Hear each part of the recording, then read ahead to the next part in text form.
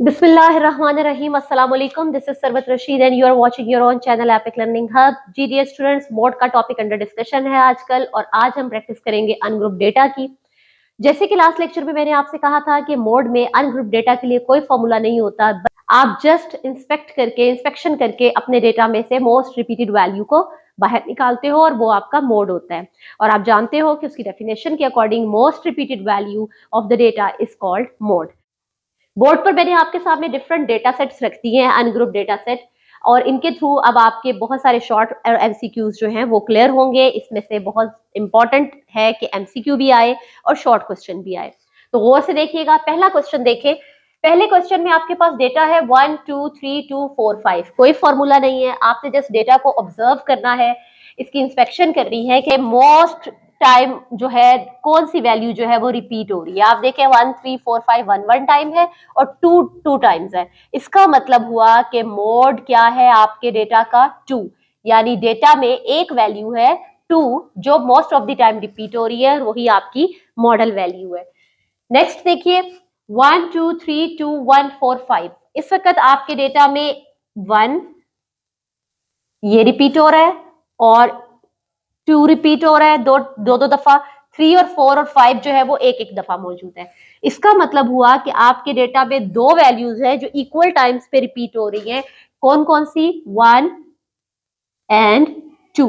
तो इस डेटा में जो आपके मोड के आंसर हैं वो दो आए हैं।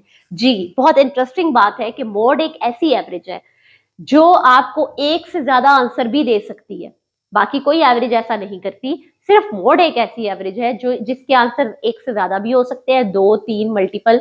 और ऐसा भी होता है कि मोड आपको कोई आंसर ना दे, यानी डेटा में कोई मॉडल वैल्यू हो ही ना। तो नेक्स्ट डेटा की तरफ चलते हैं। 1 2 2 3 1 4 1 एंड 5। अब 3 4 और 5 1 टाइम है, 1 जो है वो 3 टाइम्स है और 2 टाइम्स है।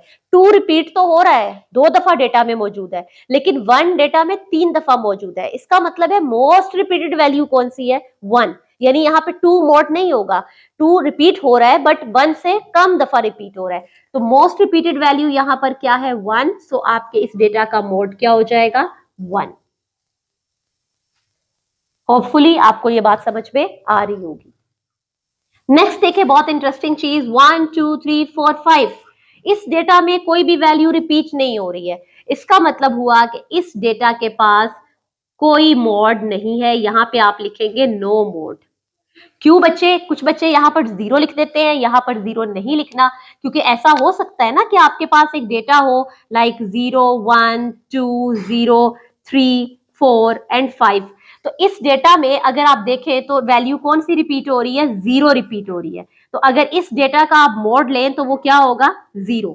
तो आप देखें 0 लिख दें, अगर हम यहाँ पर 0 लिख दें तो हमारे आंसर का मीनिंग चेंज हो जाता है। सो याद रखिएगा, जब डेटा में कोई वैल्यू रिपीट ना हो रही हो तो आपने 0 नहीं लिखना, आपने नो मोड लिखना है। नेक्स्ट आ जाए इस डेटा पर। ये क्या है? आइडेंटिकल ऑब्जर्वेशन है, डेटा में सेम ऑब्जर्वेशन है। डेटा के अंदर कोई भी वैल्यू रिपीट नहीं हो रही है, मतलब एक डेटा है उसमें मोस्ट रिपीटेड वैल्यू नहीं है बल्कि सेम सेम डेटा जा रहा है। तो इस सूरत में भी डेटा का मोड नहीं एग्जिस्ट करेगा। आप क्या लिखेंगे? No mode. नेक्स्ट एक बहुत मजे की बात कि आपने अरिथमेटिक ज्योमेट्रिक हार्मोनिक मीन जब पढ़ा तो आपने कहा कि ये हमारी मैथमेटिकल एवरेजेस जो मैथमेटिकली रिजिडली डिफाइंड हो मैथमेटिकल फॉर्मूला से, वो कभी भी क्वालिटेटिव डेटा को डील नहीं कर सकती। लेकिन मोड एक ऐसी एवरेज है जो आपके क्वालिटेटिव डेटा को भी हैंडल कर सकती है। यहाँ पर अगर आप देखें तो यहाँ पर एक डेटा है, किस चीज का? ऑब्जेक्ट्स का डेटा है, डिफरेंट शेप्स हैं वो उसका डेटा है। और अगर आपसे कहा जाए कि इस डेटा सेट में से मोड निकालें तो आप क्या देखेंगे कि मोस्ट रिपीटेड शेप जो है वो कौन सी है? ट्रायंगल है। सो मोड क्या आ गया इस डेटा सेट का? Triangle. So it is very interesting कि आप अपने क्वालिटेटिव डेटा को कि अगर एवरेज निकालना चाहते हैं तो मोड उसमें आपको हेल्प आउट करता है। इसी तरह स्टैटिस्टिक्स एक वर्ड है जिसमें लेटर्स मौजूद है। अगर आप यहाँ पर देखें तो इसमें जो लेटर्स हैं वो कौन कौन से हैं? एस है, टी है, ए है, आई है और सी है।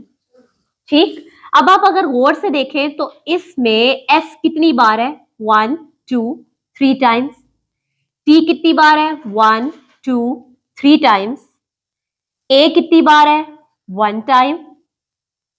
आई कितनी बार है? 2 टाइम्स। और सी कितनी बार है? 1 टाइम। तो आप जरा गौर से देखकर बताएं कि कौन सा लेटर मोस्ट रिपीटेड है। ये भी 2 टाइम्स है, लेकिन मोस्ट रिपीटेड कौन से हैं? एस और टी।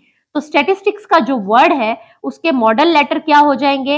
S and T. और ये शॉर्ट क्वेश्चन आपको आ सकता है, कोई भी वर्ड आपको दे सकते हैं, स्टैटिस्टिक्स दे दे या इसके अलावा कोई और वर्ड दे दे, कॉलेज दे दे, प्रोफेसर वर्ड दे दे, आपने उसका मॉड निकालना है। ये शॉर्ट क्वेश्चन आ जाता है। आप अब देख सकते हैं कॉलेज में जो है डबल एल और डबल ई है, सो कॉलेज का मोड ई और एल है। प्रोफेसर में आपके पास डबल एस है, आर है और ओ है, यानी आर एस और ओ जो है ये इसके मॉडल लेटर्स है। अब डियर स्टूडेंट्स, यहाँ पर एक और चीज आप फर्दर सीखेंगे कि डेटा में जैसे मैंने आपको बताया मोड जो है वो एक से ज्यादा आंसर भी देता है और नहीं भी देता। अब सवाल ये पैदा होता है कि अगर वो एक से ज्यादा आंसर दे रहा है तो वो मॉड किस तरह का मॉड है। इस चीज को भी हम समझते हैं। अगर किसी डेटा में एक मोड हो तो हम कहते हैं ये डेटा यूनी मॉडल है। ये वाइवा में क्वेश्चन पूछ लेता है कि यूनी मॉडल डेटा से क्या मुराद है। तो ऐसा डेटा जो सिर्फ एक मॉडल वैल्यू रखता है वो यूनी मॉडल डेटा है। इस डेटा में देखिए आपके पास 2 वैल्यूज हैं, तो ये आपका हो जाएगा by model data. By model data क्या होता है? The data having 2 modes is called by model data. इसी तरह ये भी यूनी मॉडल है। 3 हो जाए, 3 वैल्यूज हो जाए या 3 से ज्यादा हो जाए तो हम मल्टाई मॉडल भी इसको बोलते हैं। 3 वैल्यूज की सूरत में ट्राई मॉडल डेटा भी बोलते हैं। 3 से ज्यादा हो जाए तो मल्टाई मॉडल बोलते हैं। और ये वाला जो है ये बताइएगा ये क्या है? ये यूनी मॉडल है, क्योंकि इसके पास एक मॉडल वैल्यू आई है। ये नो मोड है, तो इसके लिए आप कुछ भी नहीं कहेंगे। ये भी आपका यूनी मॉडल है और ये आपका बाई मॉडल है, ये भी बाई मॉडल है और ये मल्टाई मॉडल, यहाँ पे ट्राई मॉडल डेटा है। होपफुली डियर स्टूडेंट्स, मॉड की अनग्रुप डेटा के ऊपर एप्लीकेशन आपको अच्छे से समझ आ गई होगी। नेक्स्ट लेक्चर तक के लिए मुझे अपनी दुआओं में याद रखिएगा। अपना बहुत ख्याल रखिएगा। अल्लाह हाफिज।